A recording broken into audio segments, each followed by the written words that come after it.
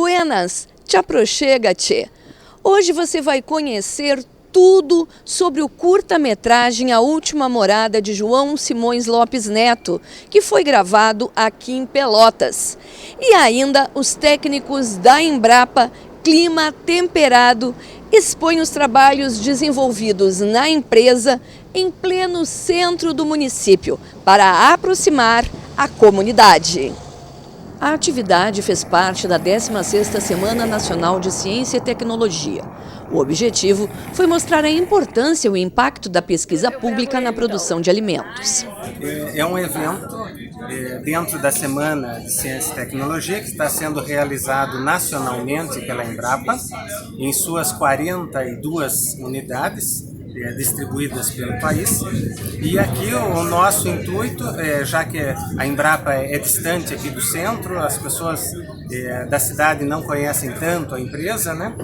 A ideia é fazer uma amostra de tecnologias e trazer mini laboratórios da Embrapa aqui para o centro de Pelotas. Quais são os principais destaques? A Embrapa, ela trabalha desde com melhoramento de espécies vegetais, otimização dos sistemas de produção agrícola e preservação ambiental. E a gente trouxe aqui uma pequena amostra dos principais trabalhos realizados pela empresa. Que seriam? Desde batata doce, ou seja, raízes, a frutos como pêssego, morango, olivicultura, citricultura, a parte de produção de cana, produtos florestais, agroflorestais, um pouco de cada coisa que se trabalha na empresa. 12 áreas temáticas da Embrapa chamaram a atenção de quem passava pelo Largo Edemar Fetter. Na fruticultura, foram apresentados resultados ligados ao pêssego, amora preta, mirtilo e morango. As oliveiras, também consideradas frutíferas, foram destaque. Nós começamos as atividades de pesquisa, na realidade, desde 2003, estamos há 16 anos. Mas como uma nova alternativa para a matriz produtiva gaúcha, ela tem se tornado realidade há cerca de 7, 8 anos. E ela cresce num exponencial.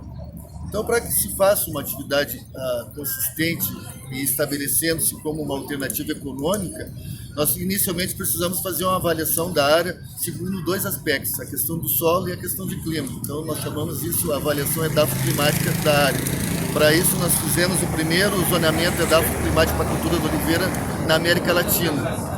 Então, a partir disso, nós começamos a trabalhar as cultivares, adaptadas dentro da região, o sistema de produção como um todo, desde a produção da muda até a avaliação da qualidade do azeite, avaliação química e física. Então, nós trabalhamos todo o sistema produtivo. E, logicamente, que todos os dias aprendemos com a cultura, porque na pesquisa agropecuária e principalmente a olivicultura, as pesquisas são muito recentes, então nós consideramos que estamos aprendendo no dia a dia. As terras aqui na região são próprias para esse plantio? Sim, principalmente na fronteira com o Uruguai, ou seja, desde aqui da região Morredondo, Canguçu até Uruguaiana, são as melhores regiões do país para a produção de azeite. Inclusive já ganhamos prêmios internacionais com azeite produzido nessas localidades. Existem hoje muitos produtores? Existe, nós temos em torno de registrados, em torno de 500 produtores já. E a área de produção só no estado já passa de 4.000, entre as áreas novas e as mais antigas. E é uma maneira de ter a olivicultura com outra plantação, ou até a criação de gado, Sim, de ovelhas? Estamos trabalhando numa integração da olivicultura com vinocultura. E dentro desse contexto, nesse consórcio, visando também a baixa emissão de carbono, trabalhando então na questão do aquecimento global, nesses gases de efeito estufa. Então nós estamos trabalhando em várias frentes. Então é realmente uma cultura que veio para ficar. Veio para ficar. Nós costumamos dizer que, felizmente, é uma nova alternativa para a matriz produtiva do Rio Grande do Sul, embora estejamos também com ações de plantio em Santa Catarina, Paraná, São Paulo e Minas Gerais, mas conversamos sempre com as pessoas a respeito da nossa terra, né? Então é uma alternativa que veio para ficar. Nós podemos produzir o azeite, a azeitona de mesa, podemos utilizar as folhas. Nós estamos trabalhando fortemente com a folha da oliveira, fazendo farinhas e também um novo produto que nós chamamos de olivomate, que é um composto de erva mate com folhas de oliveira. Essa é uma questão de inovação mais recente que estamos trabalhando. Logicamente, parceria com outras instituições, até porque nós, a empresa, nós primamos pela parceria com outras instituições. A equipe da Embrapa expôs também vários tipos de hortaliças e tubérculos. A batata desde a muda, criação de novas variedades que levam até 10 anos ou mais para serem desenvolvidas até o produto final. Está no mercado uma variedade 15 anos. Só sabe que planta é essa? Uma separada. É uma coisa que a gente está acostumado a ver. Não, mas não é batata. Pode voltar, a senhora acertou. Acertou errando. Acertou errando. Não, olhei a flor. É batata? A flor é de batata. Eu estava explicando para ela que isso aqui é assim que começa a criação de uma variedade nossa de batata. Aqui estão os frutinhos da batata. Esse é o fruto da batata, que é muito parecido com o tomate. Ou seja, isso aqui foi feito uma polinização controlada naquela flor, você pega pólen de uma outra planta, uma flor, uma fêmea, uma outra planta, se cruza controladamente, produz esses frutinhos, cada frutinho produz uma quantidade de sementes, depois essa semente se planta, se acompanha ela alguns anos, ao nesse tempo se produz alguma variedade de anualmente em torno de 50 mil ciclos. São 50 mil plantinhas diferentes de cada semente. Para daqui a 15 anos sair uma variedade que a gente lança no mercado, que são aquelas ali. Que depois entra no mercado e se produz. Acho que as batatas que existem hoje no mercado normalmente são europeias. Essas são as sementes que estão ali dentro. Então, daqui para lá, 15 anos. Mais complexa, que envolve muita coisa, desde práticas agrícolas até a partir de sanidade animal, de comportamento animal, boas práticas agropecuárias de uma maneira geral. Então tem nutricionista, tem gente que trabalha com melhoramento de forrageiras, tem gente que trabalha com sanidade, tem gente que trabalha com reprodução, tem uma equipe bem variada de pessoas que se ocupa de pesquisar e fazer transferência de tecnologias para a produção de leite. E como é que é a aceitação dos produtores? Olha, a gente tem uma situação hoje de cada vez mais os produtores querem permanecer na atividade, cada vez mais eles buscam alternativas. O que a gente percebe assim, é que nos últimos anos, ao contrário do que durante muito tempo aconteceu, em que a entrada e saída de produtores era uma coisa mais ou menos, vamos dizer assim, vegetativa, né? Saía um pouco, entravam de tanto. E de uns anos para cá, o que vem acontecendo é que a produção de leite tem aumentado e o número de produtores vem caindo. E isso aponta para uma coisa importante, que é a profissionalização da atividade. As pessoas que ficam são as pessoas que estão ficando mais eficientes, mais competentes na produção de leite. Isso tem aumentado a demanda por alternativas tecnológicas, sejam alternativas forrageiras. A gente aqui tem 3 cultivares da Embrapa, 2 de capim-elefante, uma leguminosa para pôr de chão, que são alternativas interessantes no sistema de produção de leite. A gente tem feito um trabalho já há algum tempo em torno de planejamento forrageiro, boas práticas na produção agropecuária, e envolve as diferentes áreas da atividade, né, que são sanidade, nutrição e alimentos, higiene e qualidade do leite. Nós temos um laboratório de qualidade do leite e unidade, temos uma tradição de pesquisa com qualidade do leite, para lembrar para você estar inteirado. Nós temos um laboratório de reprodução, o laboratório de reprodução se ocupa basicamente de melhorar os processos reprodutivos para que a gente possa multiplicar os genótipos e fenótipos, evidentemente, né? São aqueles animais que não só expressam as melhores características produtivas, mas que conseguem passar para a sua descendência também, né? E essas biotecnologias da reprodução ajudam a multiplicar esses animais. E todo um trabalho, né? Temos um laboratório de nutrição que nos permite trabalhar com ajuste de dietas, enfim, toda a gama de atividades que a atividade leiteira exige, né? A produção de leite é talvez a atividade agropecuária mais complexa. O produtor de leite é alguém que tem que entender do solo até O produto final, né? sim, até meio ambiente, que eu acabei esquecendo de citar as outras áreas de boas práticas que a gente trabalha, né? Que são, além falava da higiene e qualidade do leite, nós temos meio ambiente, nós temos gestão socioeconômica, que são, e bem-estar animal, que são componentes fundamentais nesse conjunto de atividades que a produção leiteira envolve. Outras atividades em destaque foram a avicultura e apicultura. Bom, falando de abelhas, o pessoal já remete ao mel, né? E sendo que o principal produto que elas nos ofertam é a polinização, como tu bem disse. E aqui a gente não trouxe só a amostra da apicultura, que é a cultura dessas abelhas tradicionais, que o povo mais conhece, né? Que são as abelhas africanizadas ou europeias, que é as abelhas com ferrão. Mas a gente trouxe também mostruário de abelhas da meliponicultura, que são a cultura das abelhas sem ferrão. Essas são as abelhas nativas, as abelhas indígenas, são as abelhas do Brasil. E aqui no sul a gente pode encontrar até 21, 22 espécies só de abelhas sem ferrão.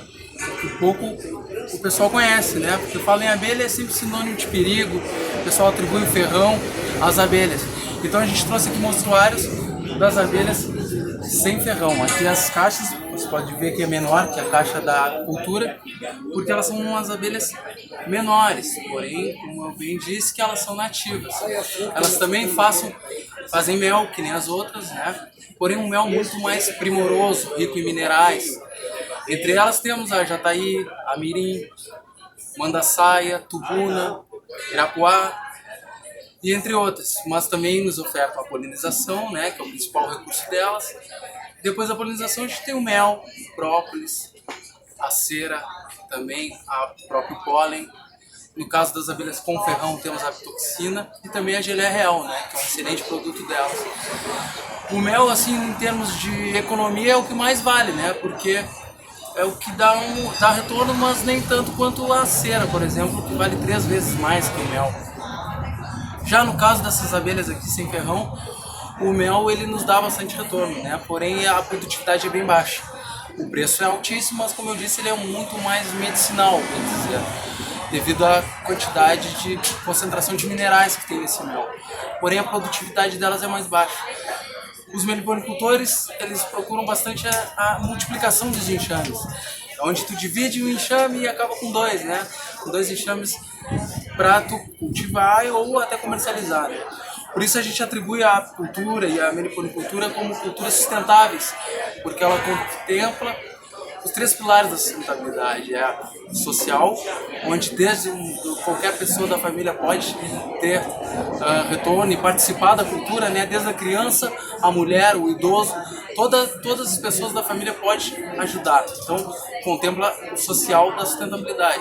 O outro pilar, o econômico, né? Que é os retornos, como eu falei, né? A própolis, a cera, o mel, entre outros. Então, ela já dá uma fonte de renda a mais para a família. E, por fim, o meio ambiente, né, que é o terceiro pilar da sustentabilidade, que contempla diretamente, né, através dessa polinização, onde esses seres pegam uma colônia de apis e vai a 100 mil abelhas, um enxame fraco com 30 mil abelhas, mas um forte com 100 mil abelhas. Então, é muita polinização, muita visitação com a flora que ela nos oferta para nós e nossa natureza, né, o meio ambiente. Pesquisadores da cultura da cana-de-açúcar levaram para a comunidade a fabricação de subprodutos e agregação de valor. Cana-de-açúcar no Rio Grande do Sul? É, cana-de-açúcar.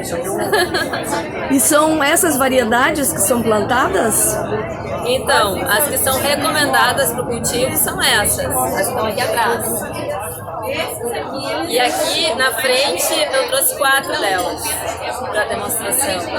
2 precoces e 2 tardias. As precoces se colhem antes e que elas ficam maduras antes e as tardias são colhidas mais tarde. Elas demoram mais para acumular o açúcar no couro. E em que elas são usadas? Elas são usadas para fazer açúcar mascavo, refinado, melado, e cachaça e etanol.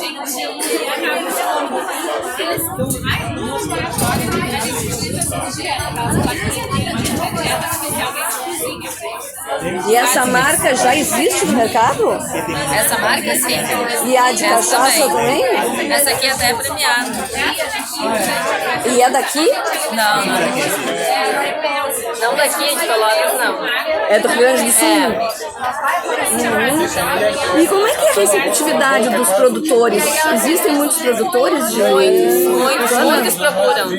E nas últimas feiras que a gente teve, eles procuram muito. Ou é para agroindustrialização melado, ou açúcar mascavo, ou rapadura nessa linha. Ou então para fazer cachaça, né? As mini cachaçarias agora, tem muitos procurando.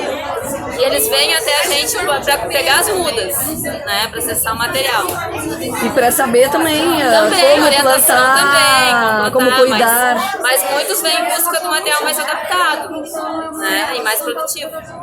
Outro trabalho na exposição foi o da Clínica Fitossanitária, convênio entre a Embrapa e a Emater do Rio Grande do Sul, que presta serviço de diagnóstico de pragas e doenças.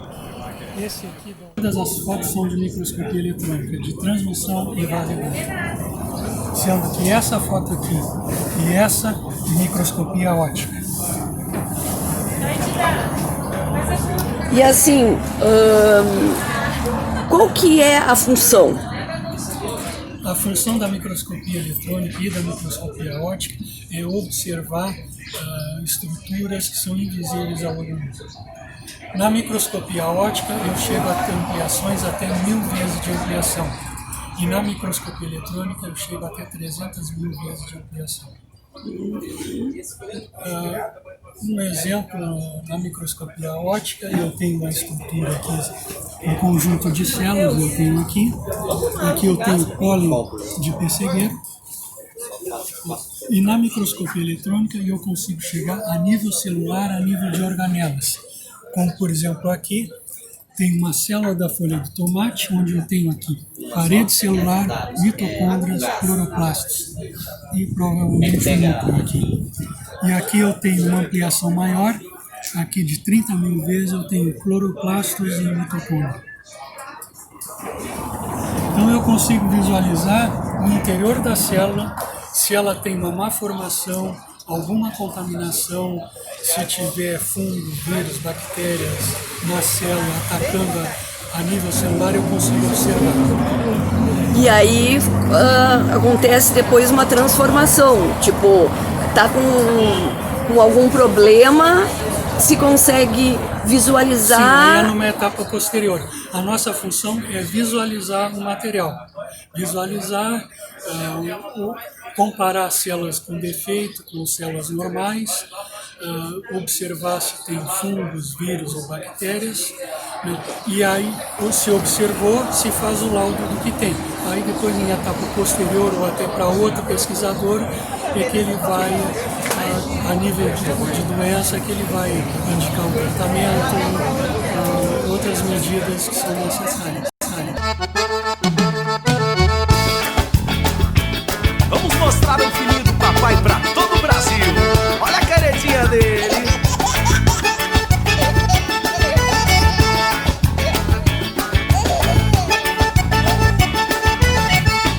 Programa com a gente sem problema. Assim como outros telespectadores, basta nos enviar fotos ou imagens com cenas rurais para o nosso WhatsApp, que é o 53 991444735, que vai participar do quadro Te Aproxega, Tchê. Vamos mostrar o filhinho do papai pra todo o Brasil. Olha a caretinha dele.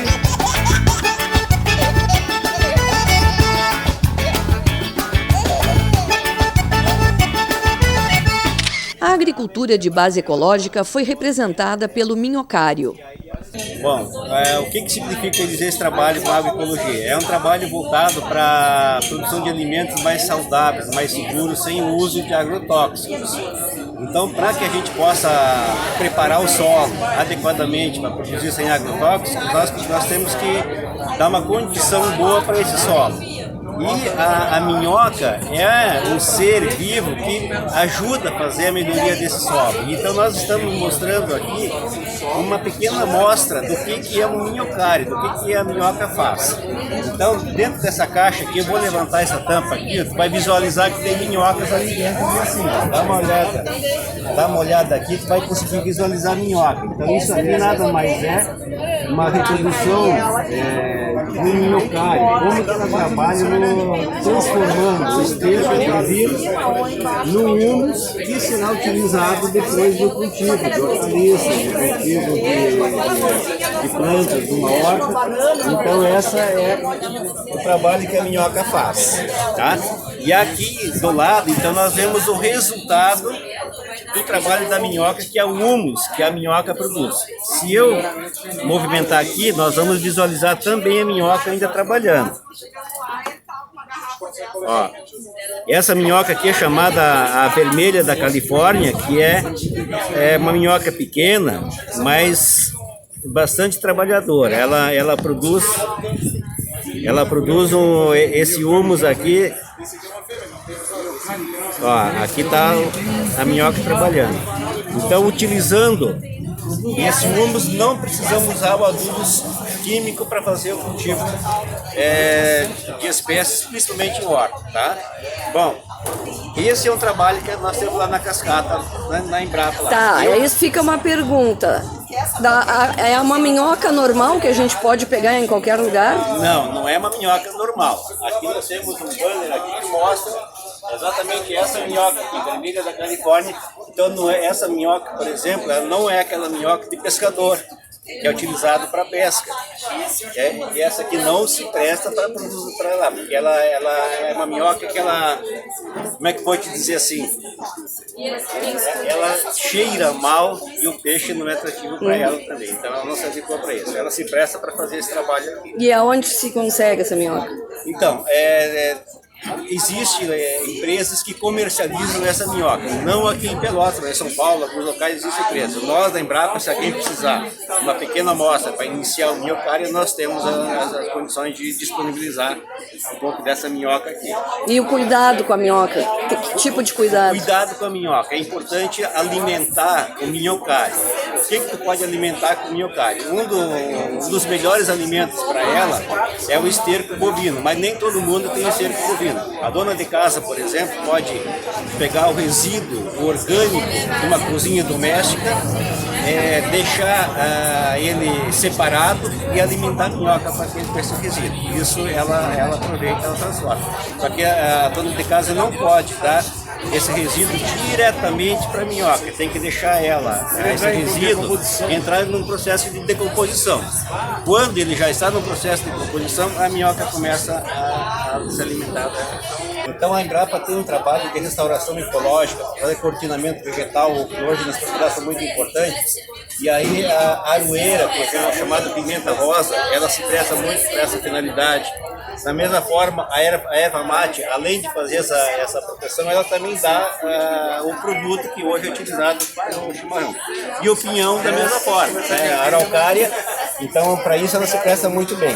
E aqui tem uma série de sementes, que eu não vou entrar em detalhe em cada uma delas, que são utilizadas para recuperação de solos, áreas degradadas. Então tem essa finalidade, esse conjunto de sementes que nós trabalhamos aqui. Esse é um projeto que a Embrapa está desenvolvendo e faz um processo de plantio desses materiais. Aqui nós temos um trabalho, todo esse material que está aqui, tudo é da nossa pecan. A Nogueira Pecan é uma fruteira que muito consumida, a nossa pecan é muito consumida hoje em vários momentos, em várias partes da culinária brasileira. Então já temos empresas no Rio Grande do Sul processando esses alimentos de várias formas. Moído diretamente, inclusive tem até um óleo de nossa pecan já sendo comercializado. Então tem várias opções, é mais uma Elas fazem o principal alternativa recurso do pequeno produtor, é a polinização. porque uma nogueira leva de 8 a 10 anos para começar a produzir depois do plantio. É uma atividade menor. Isso, exatamente. Então no seu intervalo pode fazer cultivos anuais enquanto ela não está produzindo. Então aqui tem uma pequena amostra desse material que nós trabalhamos lá. Tá? Um outro detalhe importante, pulando um pouquinho mais para cá,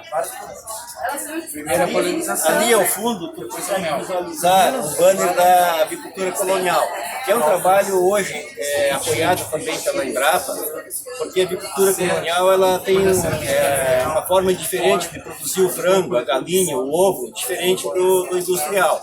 Então, para alimentar essas aves, tem um colega nosso que vem trabalhando com algumas opções aqui de materiais. Por exemplo, esse aqui é uma farinha de batata doce. A batata doce é um produto biofortificado, então ela dá um alimento muito rico e que alimenta a galinha sem necessidade de dar produtos comercializados.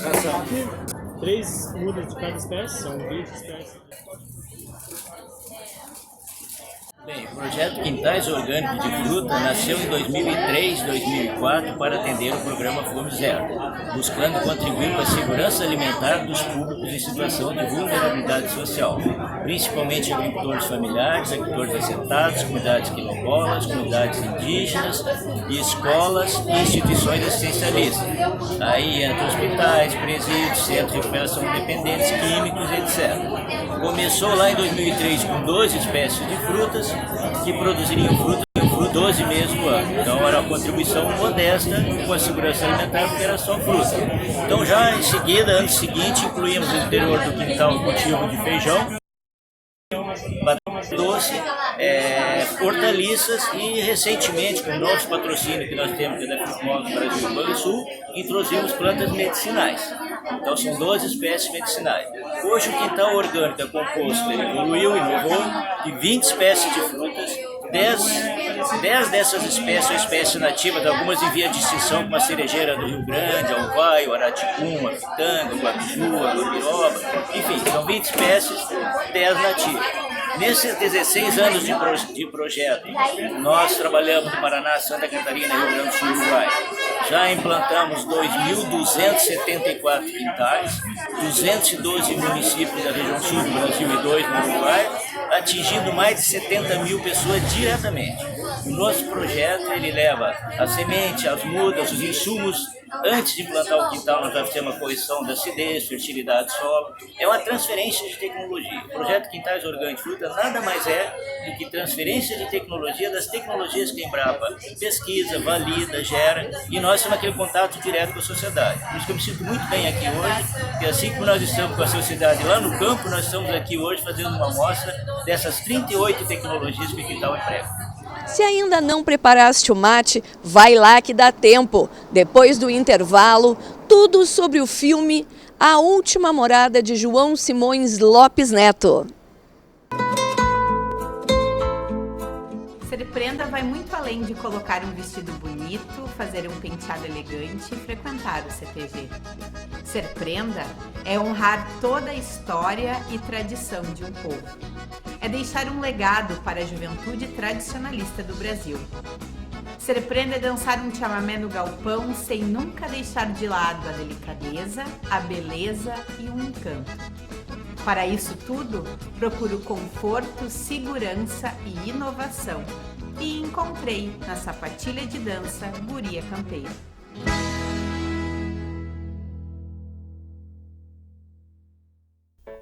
Pense num lugar onde você encontra tudo o que está precisando, desde a confecção masculina e feminina, a cama, mesa e banho, tecidos e tapetes nas melhores marcas e preços do mercado. Essa é a Casa Blumenau, que há 40 anos se consolidou na região sul. A marca Santista é parceira e apresenta o Espaço do Sono. Afinal, ambas se preocupam com qualidade, ótimos preços e opções de produtos. Casa Blumenau em Pelotas e São Lourenço do Sul.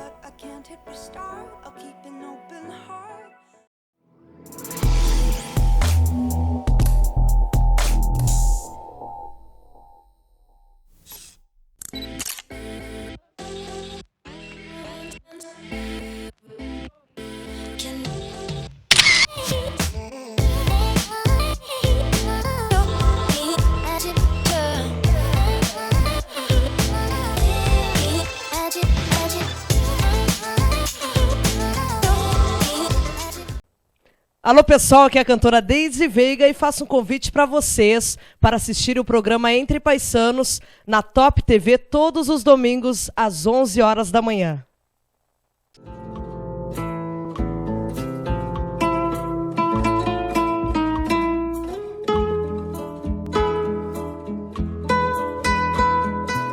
Quem ligou a TV agora, estamos no segundo bloco do Entre Paisanos.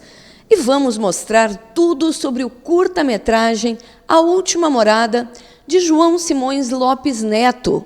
Para quem ainda não sabe, ele nasceu em Pelotas, foi poeta, escritor e ainda é hoje considerado um dos melhores regionalistas do país.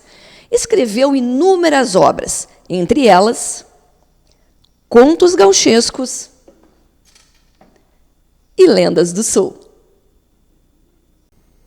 E quem vai contar de onde surgiu essa ideia de realismo fantástico é o roteirista Manuel Soares Magalhães. Da onde que vem essa ideia, como eu disse, fantástica mesmo, né? Inicialmente, quero agradecer o teu convite, Fernanda. É um prazer para nós, não é? Tu sabes que o filme ele precisa de divulgação, seja ele que, independentemente de ser de João Simões Lopes Neto ou não. E o filme, a ideia do roteiro nasceu de um passeio que eu estava fazendo, que é pela cidade. Um passeio não, são vários passeios, porque eu sou artista visual e costumo fotografar os casarões da cidade, os recantos de Pelotas. Na verdade, o nome da série é Recantos de Pelotas.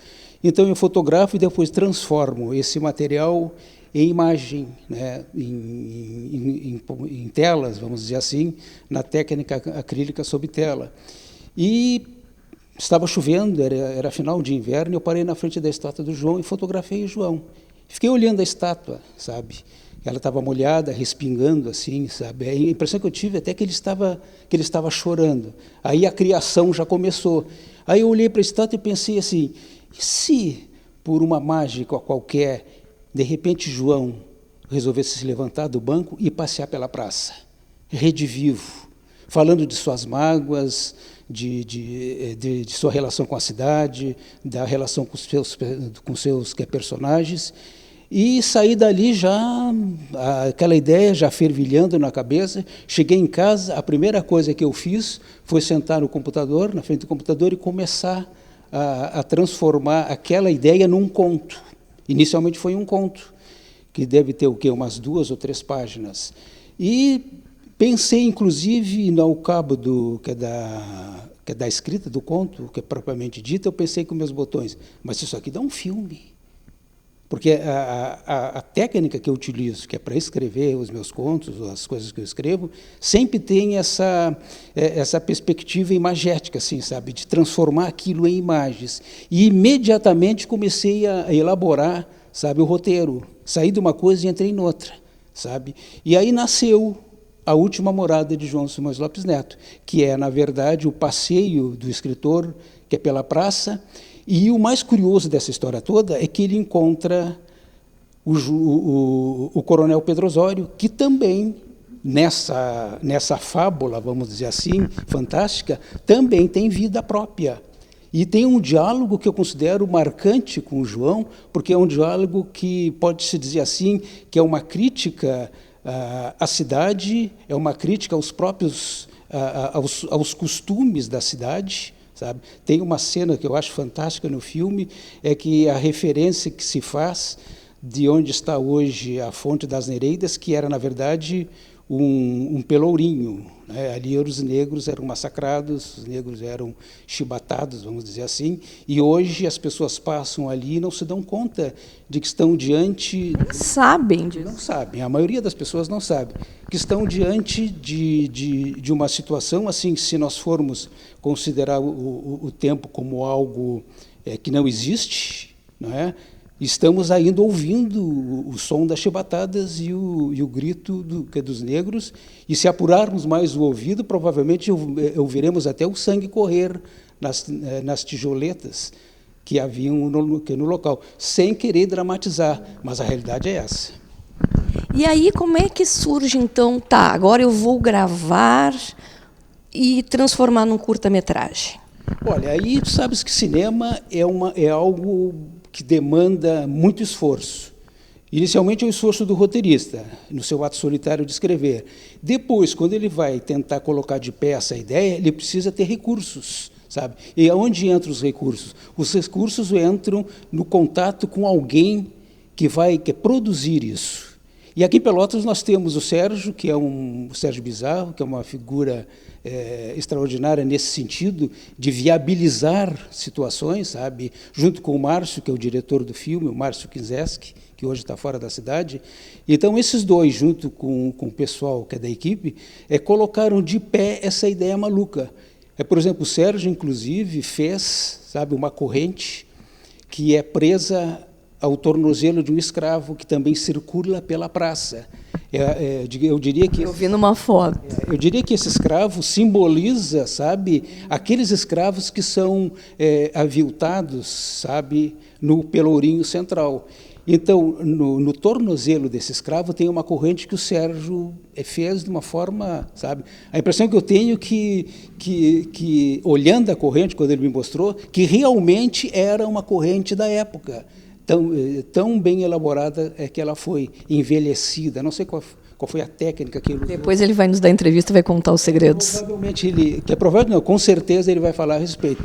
E, além do mais, sabe, ele viabilizou também, essa produção dele foi excepcional nesse sentido, porque ele viabilizou o ângulo, através de uma grua, também feita por ele, do ângulo do coronel Pedro Osório, para o personagem do João que está lá embaixo. Então, é uma visão de cima para baixo. E quando eu pensei nessa ideia, eu pensei assim com meus botões, Deus do céu, vai ser muito difícil fazer isso. Vamos colocar um câmera em cima de uma escada, mas pode funcionar, mas não é o ideal. Então, o ideal realmente foi contatar o Sérgio e a surpresa, vamos dizer assim, é maravilhosa, de ele dispor desse expediente da grua, que foi a solução para todas as nossas loucuras, porque cinema é maluquice, né? E, sobretudo, esse tipo de cinema. Pois é, até o que me chamou a atenção é que ele foi todo rodado na Praça Coronel Pedro Osório. A ideia era essa, porque quando eu escrevi o conto, cujo nome era A Conversa, a minha ideia era a seguinte, era ele se levantar do banco e andar pela praça e impossibilitado de sair dali. É como se fosse uma prisão, ele está aprisionado na praça. Se nós formos ali agora, ele está sentado no banco. Mas será realmente que ele está sentado no banco? Será que ele não está circulando ali, observando as pessoas no entorno do chafariz, aquela movimentação da feira, os livros chegando para serem vendidos, serem comercializados? Seus personagens, será que também não andarão que é por ali? Essa é a função do escritor, essa é a função da literatura, é delirar em cima de possibilidades. Então, por isso que... Será que eles não estão também lendo na biblioteca? Provavelmente sim. Né? Olha, provavelmente não. Estão ali, né, os livros dele. Porque eu sempre, assim, como escritor, eu sempre tenho assim uma fantasia maluca de entrar em determinados locais onde tem livros e ver, inclusive já até escrevia uma coisa a respeito, de ver os personagens escapar de dentro dos livros. Eu acredito que já tem animação. Eu acho que vi até uma animação ano passado sobre isso. Numa biblioteca na Bélgica, um desenhista fez uma animação de personagens escapando de livros que se abriam, assim, sabe? Algo maravilhoso. Então, as possibilidades literárias, elas são fantásticas, mas eu também tenho que ter cuidado de que as ideias também elas não podem ser extremamente mirabolantes, porque também tu não consegues viabilizar isso, colocar isso... Palpável, né? Porque não estamos em Hollywood, né? O Sérgio vai poder falar muito mais que é sobre isso, porque ele tem outros projetos, já fez outros filmes e tal. Então, ele também sabe que no momento de criar, nós precisamos ter um limite. E se nós extrapolarmos esse limite, o risco que se corre é de que a ideia malogre e a gente fique frustrado. Então, vamos até aquele limite. E o meu limite era esse, era fazer com que o personagem circulasse pela praça e tivesse contato com as outras estátuas, sobretudo com a estátua do coronel, que é Pedro Osório, que, eu repito, tem um diálogo que eu considero emblemático, porque ele traz à tona toda a cultura que é pelotense, sabe? Desde aquela época até hoje, sabe? Em relação a tu escreveres o conto, até chegar à gravação, demorou muito tempo? Meia hora. Do conto ao roteiro demorou meia hora. Evidentemente que depois eu elaborei, sabe? Fui fazer a revisão, e a espinha dorsal, vamos dizer assim, ficou pronta. O que eu queria estava no papel. Aí, evidentemente, que depois eu comecei a elaborar melhor, me desceu ideias, sabe? Sobretudo do diálogo do João com o coronel, que é Pedro Osório, que eu senti que ali era um ponto importantíssimo para que o filme se sustentasse e mais, que ele tivesse uma razão de existir, sabe? Porque sim, não pode entrar por nada, né? É uma maluquice, vamos dizer assim. Sim. Mas é uma maluquice que foi pensada, ela foi elaborada para ter, para que haja assim, pontos específicos que leve o espectador a fazer uma análise, e, sobretudo, uma análise da cidade através desses personagens. Porque, embora o João Simões Lopes Neto ele fosse de uma família tradicional da cidade, ele era uma figura meio diferenciada, assim, sabe? Ele não era muito bem visto pela família e pela elite. Ele tinha ideias mirabolantes e perdia muito dinheiro. Exatamente, sobretudo porque perdia muito dinheiro. E vocês imaginam rico querendo perder dinheiro, né? Então, o João era meio que visto de lado. Ovelha negra. E, sobretudo, por causa do cheiro das cocheiras, porque os personagens deles eram eminentemente sim, emergidos, vamos dizer assim, dos galpões onde a peonada se reunia. E não da fazenda. Exatamente. Não na Casa Grande, vamos dizer assim. Era lá onde estavam os peões.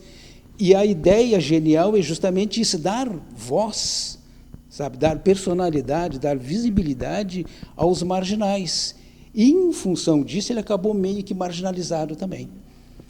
E aí, assim, eu te pergunto, quando eu li o título, A Última Morada de João Simões Lopes Neto, me veio à cabeça outra coisa. Chegou para mim, né? Olha, estão fazendo filme, vai ser lançado na Feira do Livro, e me veio ele como um prisioneiro da estátua, como última morada. E não é bem isso, mas para te ver como pode ir para vários caminhos, né? Esse título, essa informação. Na verdade, tu tocasse no ponto certo. Realmente, a última morada é o banco, é a condição de bronze, é estar aprisionado no bronze. Mas também nós podemos fazer uma leitura, vamos entrar no terreno da simbologia.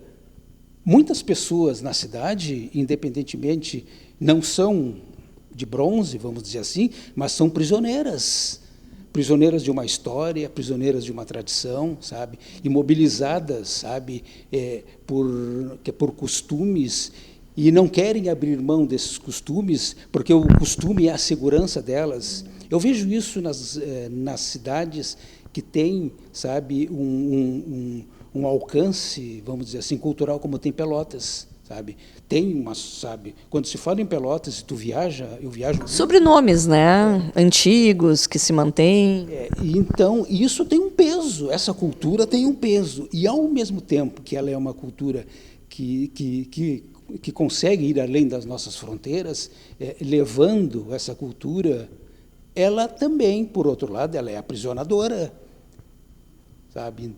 E porque se as pessoas imaginam assim, principalmente as pessoas que são ligadas a esse universo histórico, aristocrático. Exato, eu não quis usar essa palavra, mas tu já usou. Se eles saírem desse nicho, a impressão que eu tenho é que o chão foge aos pés. sabe? Então são prisioneiros. Então eles estão em estado de bronze também, eles são estátuas também. Exatamente, eles têm a mesma dimensão que tem o João sentado na praça ali, como as outras estátuas. E, ainda falando um pouco mais na estátua, eu sempre, desde muito cedo, desde menino, para ser exato, eu paro na frente de uma estátua e fico pensando assim, meu Deus do céu, a pessoa viveu, teve sua vida, teve suas coisas, e agora está aprisionada numa estátua, sabe? A memória da pessoa está aprisionada ali. Aí eu fico pensando isso, que relação tem, sabe, a pessoa que se foi, seja lá onde esteja, em que plano esteja, sem querer entrar no caminho, sem querer entrar... Sim, religioso. Nada disso. É uma fantasia minha. Eu fico pensando, essa pessoa está aprisionada nesse monumento. E, por isso, em razão desse pensamento que sempre me habitou, foi que eu cheguei na conclusão de que, parado na frente da estátua do João, naquela tarde de inverno, daria um bom conto e, felizmente, deu, acredito, um bom filme também, sobretudo para refletir a cultura da cidade. E qual é a tua expectativa em relação ao filme, as pessoas que vão assistir, crítica? A minha expectativa é a melhor possível. Olha, tu falasse em crítica, eu não dou muito bola para a crítica, pelo seguinte, eu acho que as pessoas elas precisam, principalmente o artista, ele precisa realizar. O seu desejo é realização, sabe? Ver a sua obra plasmada de alguma forma, seja literária, seja nas artes plásticas, seja no cinema. Ele quer ver, sabe, a sua obra plasmada. E se ele conseguir, se ele levar acima dos pontos, vamos dizer, os pontos críticos de retorno do seu trabalho, se ele conseguir ficar um pouco acima disso, ele se realiza mais ainda, porque a obra pode ser prima, pode ser uma obra maravilhosa, mas sempre haverá aqueles que haverão de uma perspectiva diferente e vão cair de pau em cima, vamos dizer assim. Eu lembro de uma passagem maravilhosa de uma entrevista do Fellini, quando estreou o La Nave Va, que é um dos grandes filmes dele, um crítico perguntou assim para ele, esse seu filme é uma porcaria, disse o crítico para ele, um crítico, sabe, abalizado, era um crítico francês. E o Fellini riu na cara dele, assim, daquele jeito que só o Fellini que sabia fazer, e digo, que maravilha, é esse personagem do meu filme. Vê só a genialidade do diretor dizendo isso, porque a maioria dos personagens do Fellini eram figuras burlescas, eram figuras que estavam vivas para refletir a cultura da Itália no momento. E o crítico ficou com aquela cara, sabe, não soube muito bem o que dizer, porque o Fellini foi no âmago, foi na ferida, como se diz. Tu participaste da escolha do elenco? Sim, todo o elenco foi assim escolhido, que é por mim. O Márcio, quando chegou em Pelotas, ele só filmou, sabe? Um elenco maravilhoso, sabe? Vamos dizer assim, estrelado pelo Wagner Vargas, um grande ator, uma figura maravilhosa. Fez um João impecável. Sim, eles estão muito parecidos, né? Nas fotos que a gente vê, muito parecidos. João impecável. Aliás, o Wagner tem até escrevi uma parte, alguns textos que é na página do livro, que o Wagner tem uma relação com o João já de vários anos, sabe? Ele já dançou o João, já representou, inclusive, o João Simões Lopes Neto num filme eu não me lembro quem produziu aqui, foi uma série para os contos gauchescos do Henrique, me falhou o nome. Era da RBS? RBS, inclusive o Henrique ganhou, esse cineasta ganhou o prêmio aqui que é da casa do Instituto. 311. Então, o Wagner conhece João Simões, sim, muito profundamente. E eu tinha certeza absoluta que ele comporia um João, sabe, como o João realmente merece. E fez, como vocês vão ver, um João impecável, sabe? Ele passa a emoção da solidão, das dúvidas, das incertezas, daquela condição de bronze, estar vivo e, ao mesmo tempo, não, sabe, se movimentar, mas, ao mesmo tempo, não poder mais estar participando da vida como ele gostava. Roberta Pires, uma atriz local e dançarina e bailarina também, muito competente, sempre uma figura sempre dispostas a enfrentar os meus desafios, sabe? E teve outro menino, que eu não lembro o nome dele agora, e ele vai ver a entrevista, quer me desculpar, mas realmente ele tem um nome esquisito, e eu dificilmente guardo o nome dele. Mas, Hakim Mukali? Exatamente isso. Hakim Mukali, que fez O Escravo.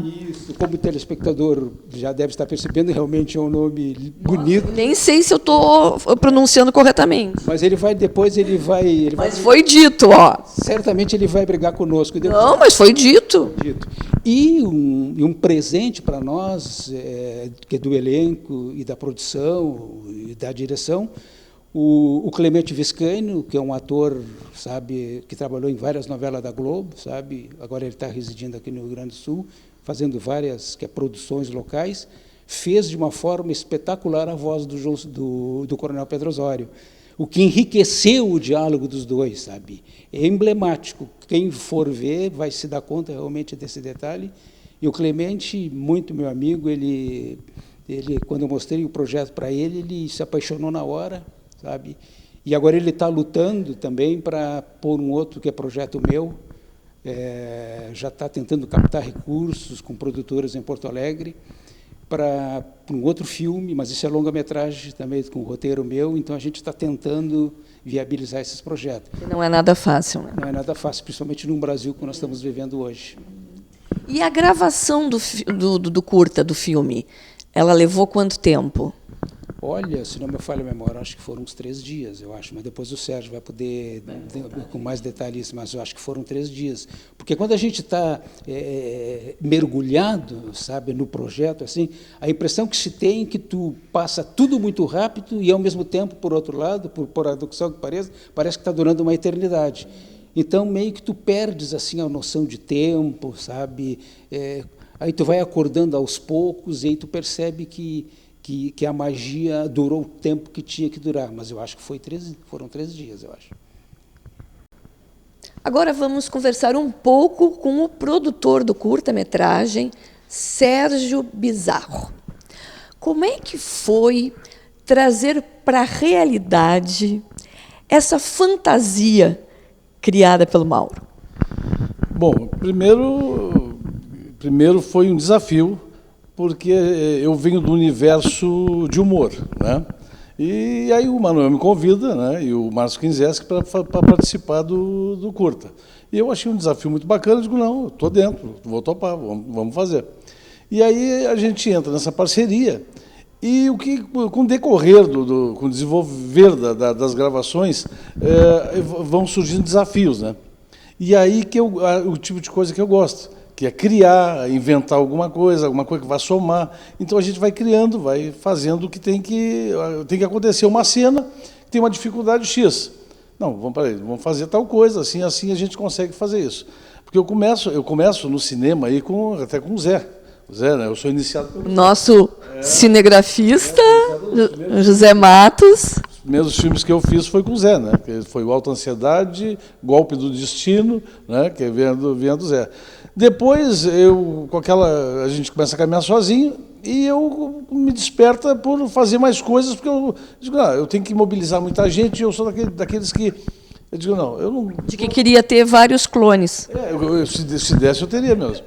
Então, aí eu digo, eu vou fazer um filme. E fiz um roteiro, mas eu sempre pensei o seguinte, assim, o cinema, a gente faz cinema de guerrilha, mas não precisa ser uma coisa sem qualidade por ser cinema de guerrilha. Então, fui lá estudei o método Dillix, que é um método hollywoodiano de roteiro, fiz esse roteiro quando eu fiz o meu filme, depois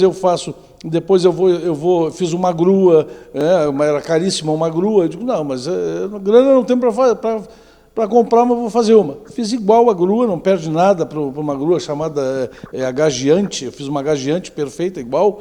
E depois... Brasileiro, né? A gente tem que inventar, não adianta. Tem que dar um jeito. Depois fiz um traveling.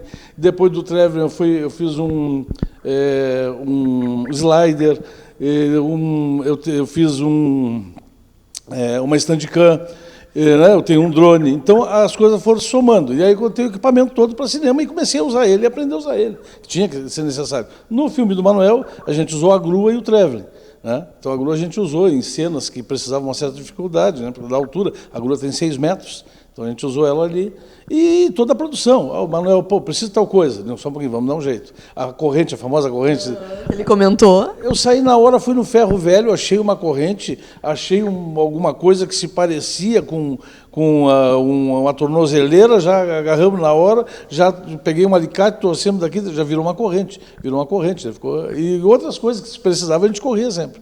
Mas sim, foi um prazer fazer um filme com o Manuel, porque o Manuel é um intelectual pelotense, né? Uma criatura aí da literatura pelotense.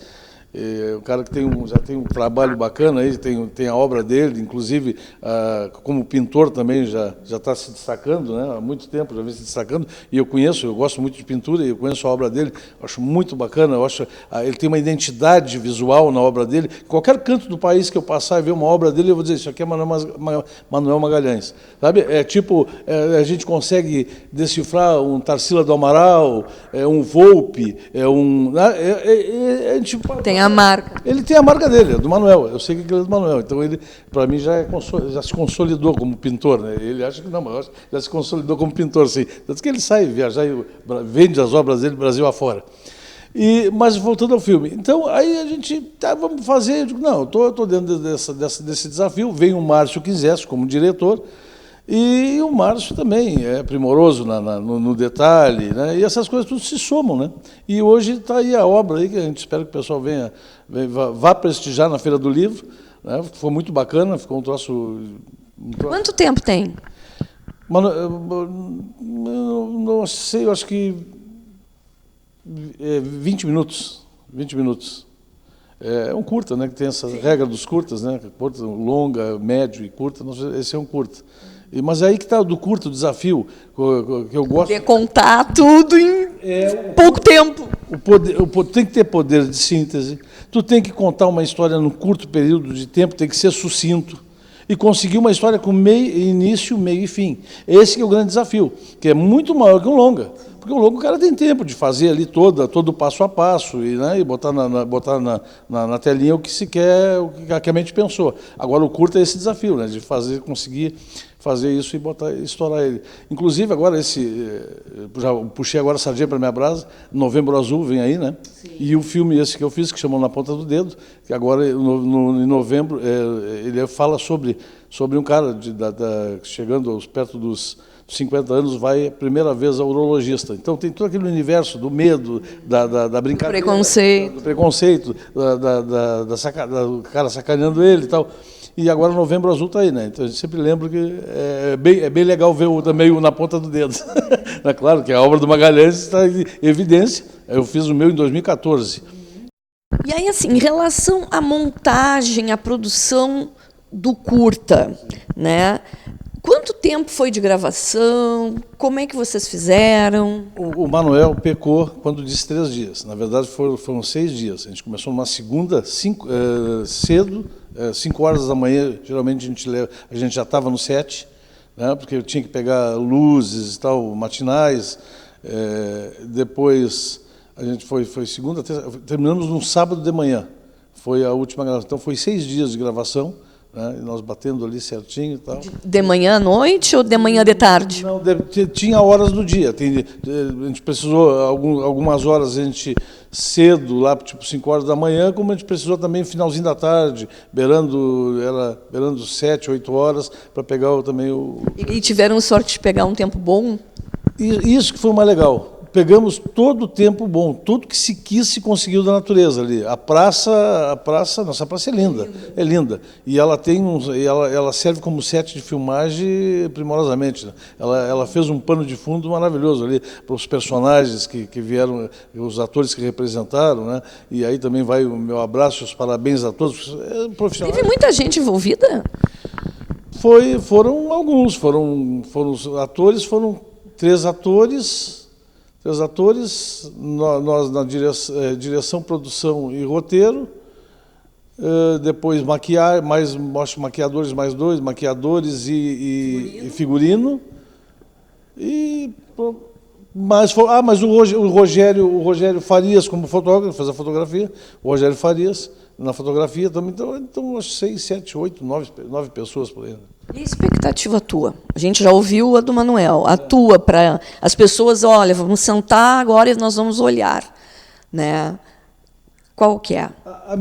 Eu te disse, a minha ótica como do universo do humor, ela é diferente. Então eu tinha a minha expectativa, ela se consolidou na obra, porque eu tinha certeza que ia sair uma poesia audiovisual. E realmente é uma poesia audiovisual, né, assinada pelo Manuel Magalhães, que como roteirista surpreendeu a todo mundo, né? Mas eu digo, pessoal, vamos ver que é uma poesia audiovisual, é muito bacana. E vale a pena porque é feita por pelotenses e contada a história de um pelotense, né? Como o Manuel como escritor e tem um universo literário muito grande, então para ele eu acho que para mim, como fazer humor é uma coisa natural, acho para ele também contar uma obra dessa e escrever alguma coisa desse tipo tem uma coisa muito natural, que para mim para ele pode ser difícil fazer humor e para mim pode ser difícil escrever, né? Mas é muito natural para ele. Eu achei o roteiro, na hora que a gente estava lendo o roteiro, na hora que a gente estava botando ele em prática, ele se desvendava sozinho, e cada cena que vinha, uma complementava a outra, e ficou muito legal, ficou muito bacana. E a gente torce para que seja um sucesso, estamos loucos de vontade para assistir. Vocês viram durante a entrevista, né, várias fotografias, vários momentos da gravação, mas tem que assistir o curta-metragem A Última Morada, de João Simões Lopes Neto.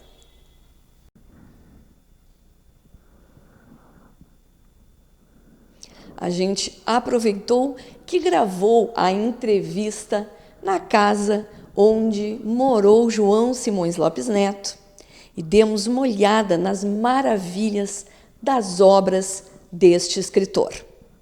O programa, infelizmente, fica por aqui, mas você pode revê-lo através das reprises, terças e quintas-feiras, às 19h30, ou então pelo nosso canal do YouTube, que está aparecendo aqui na tela. Nosso próximo encontro é semana que vem. Até lá!